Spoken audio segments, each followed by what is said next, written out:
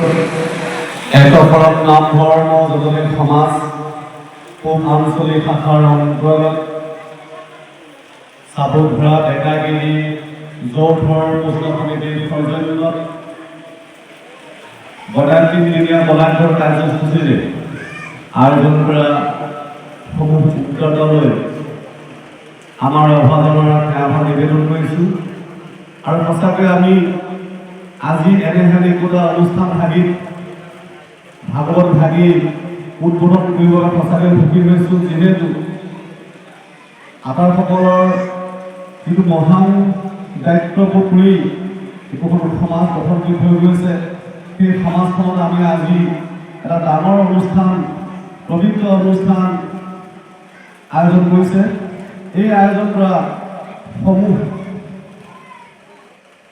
কৰ্মকৰ্তালৈ আমাৰ অভিনন্দন থাকিল। আৰু লগতে এই সভাত উপস্থিত থকা সমূহ বাৰ আৰু আইন মাতৃসমূহলৈ আমাৰ বিশেষভাৱে সেৱা নিবেদন কৰিছোঁ, যিহেতু আমাৰ তেনেকুৱা শাস্ত্ৰৰ জ্ঞান একেবাৰে নাই। আমি আপোনালোকৰ পৰা চমু হিচাপে শুনি যি কিছু আয়ত্ত কৰা হৈছে তাকেহে দুআষাৰ ক'বলৈ আগবাঢ়িলৈ প্ৰয়াস কৰা হ'ল। আমি অভাজনৰ অনুভৱৰ জ্ঞান একেবাৰে শূন্য কৰি ল'ব পৰা যায়। এনেকুৱা এটা লাগে নিঃস্বহীয়া মহন্তৰ কৰ্ম কোৱাচৰে হস্তি লাভক দেখি সহায় মাব পাৰে।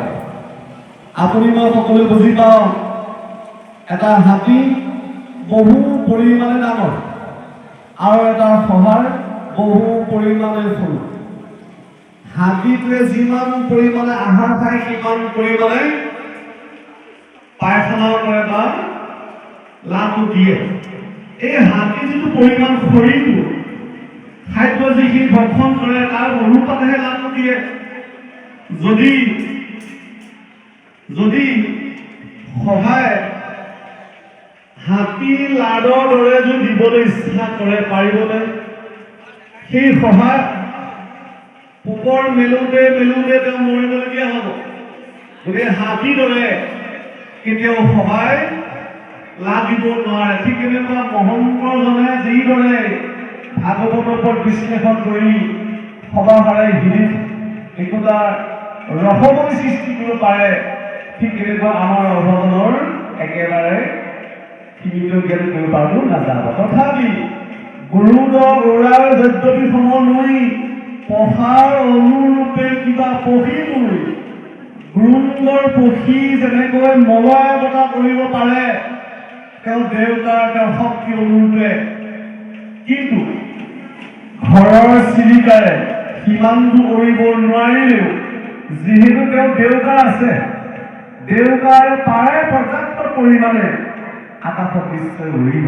ঠিক তেনেকুৱা আমি সেই মহন্ত সমুদ্ৰ নহওঁ। আমাৰ জাতিটো হৈ আছে লালুং বা জনজাতি। এই জনলোকসকলে কেৱল খোৱা বোৱা ৱাৰ পিন্ধাৰ অৱস্থাতে আমি সকলোবোৰ খাই বৈ জীৱন অতিবাহিত কৰি থাকোঁ। সেইকাৰণে আধ্যাত্মিক পৰমাৰ্থ কাম বুলি কোৱা হয়, আমি একেবাৰে বিদিত নহওঁ।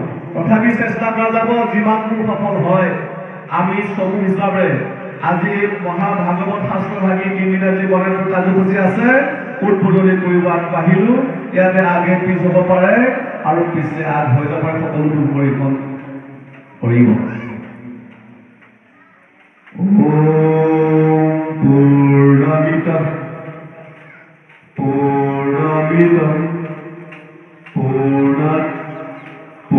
पूर्णगतस्ते पूर्णस्य पूर्णमादाय पूर्णमेवावशिष्यते। ॐ शान्ति शान्ति शान्ति। गोविन्द।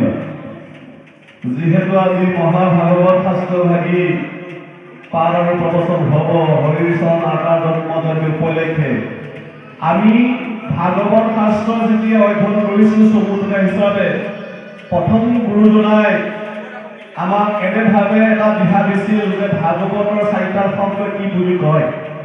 তেতিয়া আমাৰ প্ৰথম ভাগৱত জ্ঞান দেউতাজনে কৈছে যে ভা মানে কি কি, গ মানে জ্ঞান, ৱাপ্প মানে বিস্তাৰ, ত মানে তত্ত্ব। আমি ক্ৰমান্বয়ে আগবাঢ়ি গৈ আছো আৰু ভাগৱতৰ সংজ্ঞা পাইছে এটা ভা মানে ভাবিব দিছে। কি ভাবিব নাজানো, পৰৱৰ্তী আলোচনা হ'ব। গ মানে জ্ঞান, ৱাপ্প মানে বৈষ্ণৱী জ্ঞান, ত মানে পৰম তত্ত্ব। আৰু আগবাঢ়ি গৈ আমি পাইছোগৈ এনেভাৱে ভাতিতি সবে লোকেশু গায়তে সদাবিধি বৰ্ততে তিসু বেদেশু তায়তে সকলং জগৎ। আমি তিনিওটাৰ বিভাগৰ বিষয়ে আলোচনা কৰিব ইচ্ছা কৰিছোঁ, যিহেতু তিনিওজনে এই বৰ্ণনটো তিনিওভাগে যে আহিছে ই একেবাৰে অসত্য নহয়, অসত্য ই একেবাৰে নহয়। আমি চাবলৈ বিচাৰিছোঁ ভা মানে এটা কৈছে কীৰ্তি, কীৰ্তি মানে হৈছে সুৰকৰ্ম, সুৰকৰ্ম পাপ বুলি কোৱা হয়। যি কৰ্মৰ দ্বাৰা জীৱন মংগল হয় তাক সুৰকৰ্ম বুলি কোৱা হয়। আমি আৰু আগবাঢ়িলোঁ, ভা মানে ভাবুক মানে ভাবিব দিছে। কোনটো ভাবিব দিছে? যিহেতু তলত আছে ভা তিতি সবে লোকেশু, লোকেশু পোহৰ। লোক শব্দৰ অৰ্থ আছে পোহৰ। পোহৰ কেতিয়া আহিল? ভাবিবলৈ কথা, যেতিয়া সৃষ্টিখন অৱসান ঘটি যায়। সৃষ্টিখন অৱসান ঘটি গ'লে এই সৃষ্টিখন আন্ধাৰ পৰিৱেশ এটা আহি যাব। এই পৰিৱেশটো আন্ধাৰ পৰিৱেশ আহি যাব। এই আন্ধাৰ পৰিৱেশটো কিছু দিনলৈ ই আবদ্ধ হৈ মানে অদৃশ্য হৈ থাকিব। মন কৰিব, বেদস্পতি পাঠৰ অনুসৰি, তৃতীয় স্কন্ধৰ পাঠৰ অনুসৰি, ভক্তি প্ৰেমাৱলী গ্ৰন্থ অনুসৰি যেতিয়া এই চৰাচৰ ব্ৰহ্মাণ্ডখনত একো নাইকিয়া হৈ যাবগৈ, তেতিয়া ভগৱানৰ যিটো সাকাৰ ৰূপ, এই সাকাৰ ৰূপটো ই এটা নিৰাকাৰ অৱস্থালৈ গুচি যাব। তেতিয়া ভগৱানে সিমান এটা সময়লৈ অদৃশ্য হৈ থাকিব। এই যেতিয়া ভগৱান অদৃশ্য হৈ থাকিব, ব্ৰহ্মাণ্ডখন আন্ধাৰ কিবা অৱস্থা আহিব। এনেকৈ যদি ৰখিয়ে যায়, ভগৱানক কোনে চিনি পাব? ভগৱানে ভাবিছে যে মই লীলা কৰিব হওক। যেতিয়া লীলা কৰিব হওক বুলি ভবাৰ লগে লগে জ্যোতি সৃষ্টি হ'ল। জ্যোতি যেনেকৈ আপুনি মই সূৰ্যৰ অৱসানে আন্ধাৰ আগুৰিব, আন্ধাৰ যেতিয়া আপুনি মই বিভিন্ন জীৱ জন্তু থাকিলেও দেখা পোৱা নাযায়, ঠিক তেনেকৈ সৃষ্টিৰ অৱসানত একো দেখা পোৱা নাযায়। সূৰ্য উদয় হোৱাৰ লগে লগে যেনে বস্তু তেনে দৰ্শন পোৱা যাব। ঠিক তেনেকুৱা এই সৃজনখন আনিবলৈ হ'লে প্ৰভু ভগৱানলৈ প্ৰথমতে বেদ সৃষ্টি কৰি দিছে। বেদ প্ৰথম সৃষ্টি কৰি আছে ঋক, যজুৰ, সাম আৰু অথৰ্ব। এই চাৰি পুৰুষ সৃষ্টি কৰাৰ পাছত এই চাৰি বেদেও বা চাৰি পুৰুষে যেতিয়া সক্ৰিয়তা পোৱা নাছিল, লৰচৰ কৰিব পৰা নাছিল, তেতিয়া অদৃশ্য ভগৱানে ভাবিছে যে মই নোযোৱাকৈ এই চাৰিজনৰ জৰিয়তে সৃষ্টিখন বাহক বুলি ভাবিছিলো, কাৰণ মই যাবই লাগিব। সেইবুলি ভগৱানে দৃশ্যমান হৈ গ'ল। ভগৱান দৃশ্যমান হোৱাৰ লগে লগে চাৰি পুৰুষ চাৰিখন বেদেৰ তেওঁ স্তুতি কৰিবলৈ আৰম্ভ কৰিলে। ইয়াক বেদস্তুতি বুলি কোৱা হয়। এই বেদৰ পৰা বেদেগণ সৃষ্টি হৈছে, তাৰমানে বেদসমূহৰ পৰা জীৱৰ সৃষ্টি হৈছে। যিসমূহ ভগৱানে বেদ জীৱগণ সৃষ্টি কৰিছে, এই সৃষ্টি কৰা জীৱসমূহ অনন্তৰ মাজত যেতিয়া প্ৰথম আদ্যৰ অৱতাৰ আছিল, এতিয়া জীৱসমূহ মায়া নাছিল। যদি মায়াই নাথাকে ভগৱানে কেনেকৈ বিহাৰ কৰিব? কেনেকৈ বিহাৰ কৰিব? ভগৱানে বিহাৰ কৰিলে তুমি ক'ব যে কোনোবা এজন ভগৱান আছে বা ঈশ্বৰ আছে যাৰ স্বতন্ত্ৰত বাকী জীৱসমূহে চলি ফুৰিব পৰা অৱতাৰ একোটা ঘটিছে। সেইকাৰণে ভগৱানে মায়াৰ কল্পনা কৰি মায়াক নিৰ্মাণ কৰি মায়াৰ দ্বাৰাই জীৱ জগতসমূহ তেওঁ নিৰ্মাণ কৰিবলগীয়া হ'ল। অকলে থাকি মই কৰোঁ পূৰ্ণ কাজন মূৰৰ উদৰৰ পৰা জীৱসমূহ আহিবলৈ হ'লে মায়া লাগিব আৰু মায়াক নিৰ্মাণ কৰিলে সেই মায়াৰ দ্বাৰা নিৰ্মাণ কৰা আপুনি মই জীৱসমূহ। এই জীৱসমূহ তেতিয়া আহিছিলে যেতিয়া জ্যোতি অৱস্থা আহিছিল। ভগৱানৰ প্ৰকৃত যিটো নেকি ৰূপ, প্ৰকৃত যিটো ৰূপ, সেই ৰূপটো হৈছে অক্ষৰম ব্ৰহ্ম জ্যোতি ৰূপম সনাতনম। অক্ষৰম শব্দ, ব্ৰহ্ম যে শুদ্ধ, জ্যোতি মানে পোহৰ, সনাতন মানে হৈছে চিৰযুগমীয়া। অক্ষৰম ব্ৰহ্ম জ্যোতি ৰূপম সনাতনম। এই অক্ষৰম ব্ৰহ্ম জ্যোতি ৰূপম ভগৱানৰ প্ৰথম আদ্য ৰূপটো হৈছে নাৰায়ণ অৱতাৰ, নাৰায়ণ ৰূপ। এই নাৰায়ণ ৰূপী ভগৱানে জীৱৰ ব্ৰহ্মাণ্ডসমূহ সৃজন কৰাৰ পাছত এই জীৱসমূহক সংসাৰ পৰা পাৰ পোৱা একোটাৰ ব্যৱস্থাৰে তেওঁ বিভিন্ন ৰূপত আহিবলগীয়া হয়।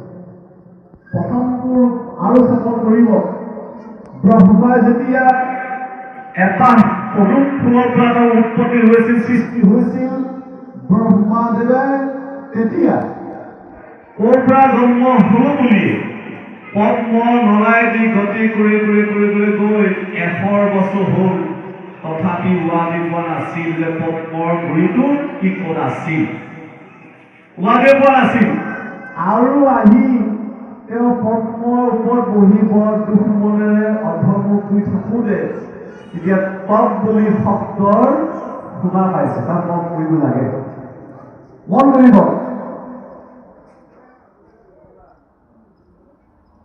অজৰ মই মূৰৰ জন্ম নাহি যাৰ ভকতৰ ইচ্ছাৰে ভৰুণ অৱতাৰ। ব্ৰহ্মাদেৱে চিন্তা কৰিছে মোক জ্ঞান লাগে আৰু জ্ঞান, গতিকে জ্ঞানৰ প্ৰতিমূৰ্তি হিচাপে 4খন বেদ পাবলগীয়া হ'ল। প্ৰথম ভগৱানে আমাৰ মায়াৰ জগতলৈ 4টা ৰূপত আহিব, জ্ঞান ৰূপত আহিব। আপুনি মই এতিয়া বিচাৰিছো কি জ্ঞান লাগে? আমাক ভগৱান দৰ্শন লাগে, আমাক সংসাৰ পৰা জীৱসমূহ তৰিব লাগে।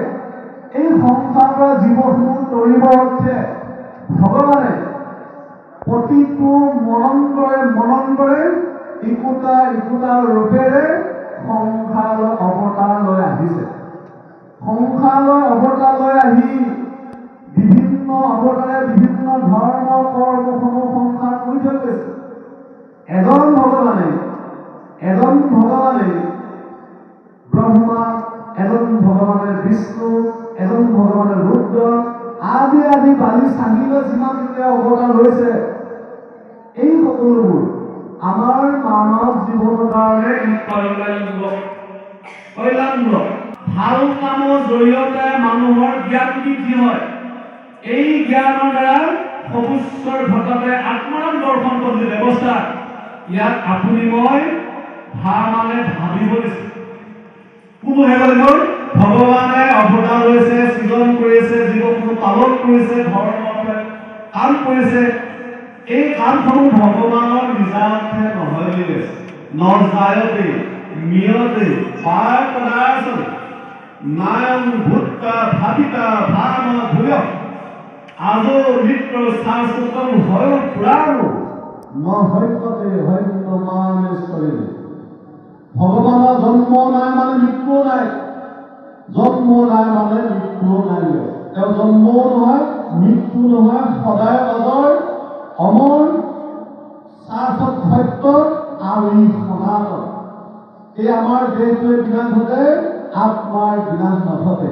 আত্মাৰ বিনাশ নঘটাৰ সেই আত্মাই যিখিনি লীলা কৰিছে, এই লীলাসমূহ শ্ৰৱণ কীৰ্তনৰ জৰিয়তে আমাৰ যিমানখিনি পাপ ই সকলোবোৰ দূৰ হৈ যাব। সেইসমূহ কৰিব যাওঁতে আপুনি মই অৱতাৰ লীলাসমূহকে ভাবিব লাগিব, গাব লাগিব আৰু ক'ব লাগিব।